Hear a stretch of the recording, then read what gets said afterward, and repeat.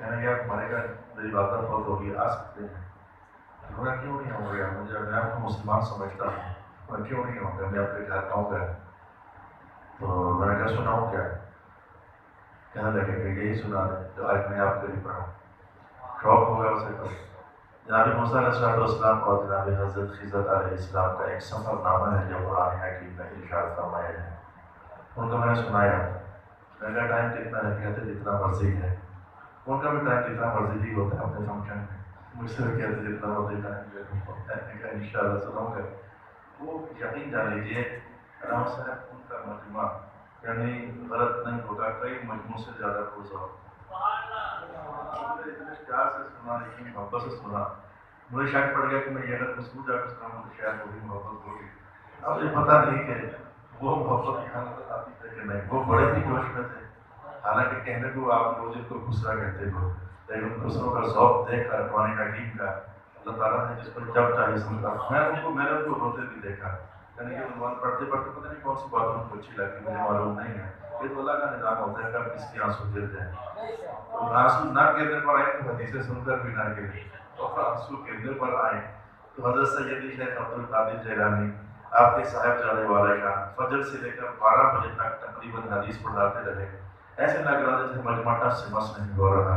حضرت سیدی تشریف لائے تو آپ نے آ کر اتنا ہی کہا، حد ہو گئی ہے کہ اب بغداد کے اندر بلیوں نے مرغیوں کو نہیں چھوڑا، انہیں کھانا ہی شروع کر دیا ہے۔ اتنا جملہ بولو تو اس سے وہ آئے نہیں، اور کیا بن گئی گھر جا کر کے ابا حضور میں سنتی حدیثیں سناتا رہا، اور یہ آپ نے اگر بلیوں اور مرغیوں کی کہانی چھیڑی ہے کہ آپ آج تک تھے، میں ہاتھ میں آ کر بول رہا تھا، یعنی ان کی آج تک بلیوں پر بلیوں نے حملہ کیا ہوا ہے، ان کے ہاتھ جیب میں کہیں نہ کہیں درد لگا ہوا ہے، میری بلی بھی تھی، میری بھی گئی تھی، میری بھی گئی تھی، میری بھی گئی، تو درد لگا ہو نا۔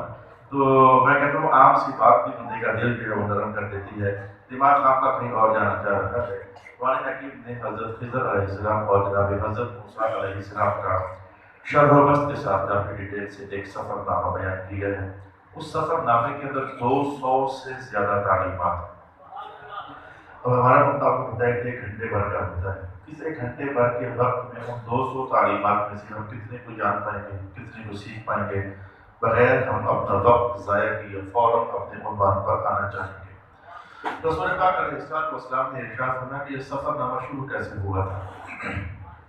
ہر نبی کی ذمہ داری ہوتی ہے قوم کو سمجھانا، مجمع لگا ہوا تھا، جناب موسیٰ علیہ السلام اپنے حواریوں کو سمجھا رہے تھے، جیسے سرکار اپنی صحابہ کے مجمع میں تشریف فرما ہوتے تھے، تعلیمات ارشاد ہو رہی تھی۔ آپ کے اصحاب میں سے ایک صحابی نے، یہ اصطلاح میں جان بوجھ کر یوں بول رہا ہوں مگر نہ آپ کے حواری ہوتے تھے، حواری ہمارے یہاں صحابہ کہتے ہیں سرکار دو عالم علیہ السلام کے ماننے والوں کو، جناب عیسیٰ جناب موسیٰ ان کے ماننے والوں کو حواری کا لفظ اور اصحاب موسیٰ کے لفظ کے استعمال میں آیا ہے، کہا جاتا تھا۔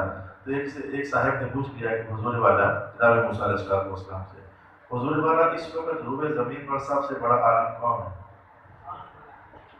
اس وقت روئے زمین پر سب سے بڑا عالم کون ہے؟ آج کی نشست میں ہمیں ذرا دھیرے دھیرے سمجھنا ہے، لہجہ زور آپ نہیں کرنے کی کوشش کروں گا تاکہ وہ 200 میں سے جس قدر ممکن ہو سکے زیادہ سے زیادہ تعلیمات ہم جان سکیں۔ اس وقت سب سے زیادہ بڑا عالم کون ہے؟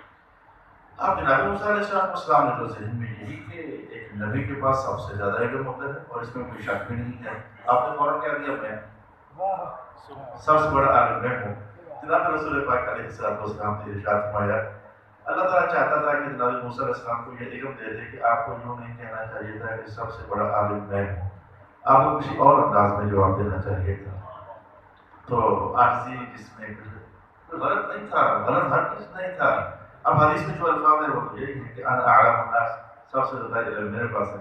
رب کائنات نے کرنے ایک اور صاحب بھی ہم نے پیدا کیے ہیں جن کا علم آپ سے زیادہ ہے، یہاں تک حدیث پاک بولتے ہیں جن کا علم سب سے زیادہ ہے، آپ سے بھی زیادہ ہے۔ جناب موسیٰ علیہ السلام کو طلب ہوئی اور جستجو ہوئی اور شوق پیدا ہوا کہ اے اللہ میں ان سے ملنا چاہتا ہوں جن کے پاس تم نے مجھ سے بھی زیادہ علم عطا کر رکھا ہے، میرا شوق ہے کہ ان سے ملاقات کروں۔ اس کے بعد پھر وہ سفر نامہ تیار ہوا۔ جناب موسیٰ علیہ السلام نے ایک اور نبی کو اپنی مائیٹ میں لیا جو اپنی خدمت گزاری کرتے تھے اور کہا کہ آؤ کہ ہم سفر طے کرتے اس کو تلاش کرنا ہے۔ پوچھا تھا اللہ تعالیٰ سے ہمارے قریب وہ کہاں ملے گا؟ مجمع بحرین کے اندر ملے گا، جہاں پانیوں کے دو بڑے سمندر مل رہے ہوں گے تو وہاں ہوں گے، آپ ان کو وہاں پا سکتے ہیں۔ جناب موسیٰ علیہ السلام نے سفر شروع کر دیا، اپنے سفر کا سامان ساتھ لیا، اور آپ راستے میں آپ کے معجزات بھی ظاہر ہوتے رہے۔ عجیب ترین بات یہ ہے، سب سے بڑا معجزہ یہی تھا کہ آپ کو حوت رب کائنات نے فرمایا تھا ساتھ لے جاؤ، مچھلی۔ اس مچھلی سے آج بھی کھایا، کل بھی کھایا، پرسوں بھی کھایا، ترسوں بھی کھایا، چرسوں بھی کھایا۔ حکم یہ تھا جہاں یہ مچھلی آپ کی زمبی اور تھیلے سے نکل کر پانی میں چلی ہے، سمجھ جانا وہ بندہ میرا ادھر ہی ہے۔ کھایا اس مچھلی سے ہی جا رہا ہے، اللہ کی قدرت کی نشانیاں دکھاتا ہے۔ اسی مچھلی کو کاٹ کاٹ کر کھاتے چلے جا رہے ہیں، سفر طے ہوتا چلا جا رہا ہے۔ اور ایک وقت پھر ایسی صبح آ گئی کہ مچھلی زمین سے نکلی اور نکل کر کے دریا میں چلی گئی۔ تو کچھ آگے جا کر کے جناب موسیٰ علیہ السلام نے حضرت یوشع بن نون سے کہا کہ وہ ناشتہ لوٹی کھانا کھائیں ہم۔ تو کہنے کہ حضور والا وہ تو جو پچھلی جگہ ہم نے اسٹے کیا تھا وہ تو وہیں سے نکل کر دریا میں چلی گئی تھی۔ میں بتایا کیوں نہیں ہے، کہا لگتا ہے کہ بھول واقعہ ہو گئی ہے، سفر پھر واقع ہوا۔ میں پہلی بات آپ سے یہ کرنا چاہوں گا کہ علم کی طرف رکھنا یہ نبیوں کا کام ہے۔ پہلا کام یہ علم کی طرف رکھنا یہ نبیوں کا کام ہے، اور جب بھی قرآن اور حدیث کسی علم کی بات کرتے ہیں تو سب سے پہلے وہی کا علم مراد ہوتا ہے۔ باقی وہ لوگ بعد مراد ہوتے ہیں تو ہوتے چلے جائیں، لیکن سب سے پہلے وحی کا علم مراد ہوتا ہے۔ ہر دور کی وحی جو اس نبی پر نازل ہوتی رہی ہے، جب بھی علم کی بات ہوتی ہے تو اس علم کی بات آپ کو سمجھنی چاہیے۔ دوسری بات آپ کو یہ جاننی چاہیے کہ علم کی طرف اتنا مقدس عنوان ہے، علم کی طرف میں سفر طے کرنا، کہ جناب موسیٰ علیہ السلام جیسے جلیل القدر نبی بھی ہو تو وہ بھی علم کی طرف میں ایک لمبا سفر طے کر کے جو پہنچتے ہیں، مجھے اپنے استاد گرامی کے پاس پہنچنا ہے۔ وہ جن کے پاس جانا تھا انہیں جناب حضرت خضر علیہ السلام کہا جاتا ہے۔ اور تیسری بات یہ بھی سمجھ آئی، اب آپ کو تھوڑا سا اگر کہوں تو آپ مجھے نہیں معلوم کہ محسوس کرو گے یا نہیں کرو گے، ٹیوشن پڑھانے کے لیے استاد کو گھر بلانا ویسے پرانی آداب کے خلاف ہے۔ قرآن تو کہتا ہے دل سے سیکھنا ہے وہ جائے، لیکن آپ کو میں نے مذاق بنایا ہوا ہے، استاد ہمارا تمہارے گھر آئے اور آ کر کے بچوں کو پڑھائے اور پھر پتہ نہیں کیا کیا واقعات بھی پیش آ جاتے ہیں۔ تو علم کی طرف میں خود نکلنا، میں نے کہا 200 کے نزدیک تعلیمات ہیں، ان 200 میں سے جہاں جہاں جو آگے چلی جاتی ہے آپ اپنا حصہ لیتے چلے جائیے۔ تو میں نے کہا کہ اس عنوان کو شروع کیا اور شروع کرتے کرتے میں چونکہ جلدی سے 3 بڑے عنوانات ہیں جہاں میں نے آپ کو لے کر جانا ہے، درمیان کی جو بہت سارے معاملات ہیں ان کو میں تھوڑا سا سمیٹ کر کے آگے جانا چاہتا ہوں۔ آخرکار ایسا ہوا کہ ملاقات ہو گئی جناب موسیٰ علیہ السلام کی اور جناب خضر علیہ السلام کی۔ راستے میں اور کیا کیا ہوا اس سب کو میں نے اس وقت فولڈ کر دیا تاکہ جلدی سے ہم اپنے اس عنوان تک جو آج بطور نصاب میں آپ کے لیے لے کر آیا ہوں۔ ملاقات ہوئی اور ملاقات ہو کر کہنے لگے کہ مجھے اطلاع دی ہے رب کائنات نے، آپ کو اللہ تعالیٰ نے مجھ سے زیادہ علم عطا فرمایا ہوا ہے۔ جناب خضر علیہ السلام کہنے لگے بس جناب خضر کو خضر کہتے کیوں ہیں، اتنا جان لیجیے، مختصر کلام ہے۔ حضرت خضر علیہ السلام کو آپ حضرت خضر کیوں کہتے ہیں؟ جواب یہ ہے کہ خضر عربی زبان میں سبز رنگ کے لیے بولا جاتا ہے، گنبد خضرا اسی سے ہے، یہ سبز رنگ کا جو گنبد ہے۔ آج بھی حرمین میں چلے جائیں تو یہ جو دکانوں کے پر باہر نام لکھے ہوتے ہیں تو جہاں سبزیاں بکتی ہیں تو سبزیوں والی دکان کو کہا جاتا ہے خضروا، یعنی یہ سبزیوں والی دکان ہے، تو خضرا خضروا اور خضر یہ سبز رنگ کو کہا جاتا ہے۔ آپ جناب کو رب کائنات نے یہ معجزہ عطا فرمایا ہوا تھا، کرامت نے معجزہ عطا فرمایا ہوا تھا۔ نبی کے غلاموں سے ظاہر ہو جائے تو اسے کرامت کہتے ہیں، خود نبی سے ظاہر ہو جائے تو اسے معجزہ کہا جاتا ہے۔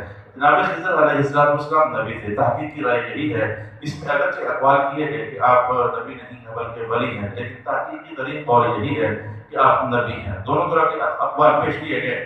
اچھا تو آپ جس جگہ بیٹھتے ہوتے تھے اگر وہ سنگلاخ جگہ بھی ہوتی، اگر وہ پتھریلی چٹان بھی ہوتی، اگر وہ سنگریزے بھی ہوتے تو بیٹھنے کے بعد جب آپ وہاں سے اٹھا کرتے تھے تو نیچے سبز گھاس پیدا ہو چکا ہوتا تھا، اسی لیے آپ کو جناب خضر علیہ السلام کہا جاتا تھا۔ اور آپ کا یہ معجزہ اتنا مشہور تھا کہ جو آپ کو نہ بھی جانتا ہوتا تو آپ کے اٹھنے کے بعد آپ کو جان ہی لیتا ہوتا تھا۔ ظاہر ہے کہ آپ کے نیچے وہ اس زمین پر وہ سبزہ پیدا ہو چکا ہوتا تھا، یا کہ اتنا عظیم الشان معجزہ تھا کہ ہر بندہ آپ کو فوراً پہچان لیتا ہوتا تھا۔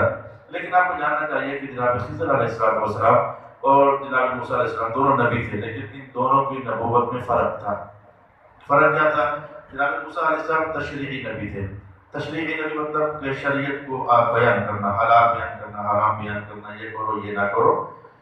تو یہ جو اس طرح کی احکام بیان کرنے والے نبی ہوتے ہیں انہیں تشریعی نبی کہا جاتا ہے۔ اور جناب خضر علیہ السلام تشریعی شریعت جانتے تھے لیکن تشریعی نبی نہیں تھے۔ آپ کی ذمہ داری میں شریعت کو بیان کرنا نہیں تھا، آپ کی ذمہ داری میں تکوین تھا، تکوین، آپ تکوینی نبی تھے۔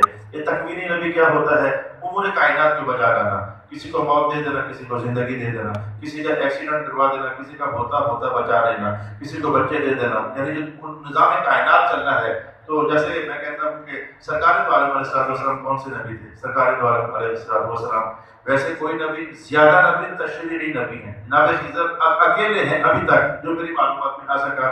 میرا مفتی صاحب تشریف فرما ہے، میرا علم بہت محدود ترین ہے، مختصر ترین ہے، ایک مدرس بندہ کیا پڑھ سکتا ہے، تو میرا علم بہت کم ہے. تو آج تک میں پڑھ سکا ہوں وہ یہی ہے کہ تکوینی نبی ایک ہی ہے جناب خضر علیہ السلام. تشریعی نبی سارے کے سارے ہوئے، وہ جو 1,24,000 کا قول کیا جاتا ہے ان میں تکوینی نبی ہے وہ ایک ہی ہے جناب خضر علیہ السلام. امور کائنات کو بجا لے آنا اور تشریعی نبی سارے ہوئے. یہ صرف اور صرف اور صرف اور صرف ہمارے سرکار ہیں صلی اللہ علیہ وسلم جنہیں رب کائنات نے شریعت والا نبی بھی بنایا ہوا ہے اور امور کائنات کی تدبیر کرنے والا نبی بھی بنایا ہوا ہے.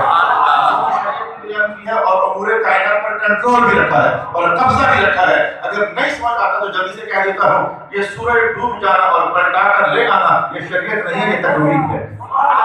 سورج ڈوب چکا ہو نبی علیہ کے سر کی نماز کی خاطر پلٹا کر لے آنا یہ تکوین ہے. کائنات کے نظم و ضبط کے اندر سرکار دو عالم علیہ السلام کا تصرف ہے.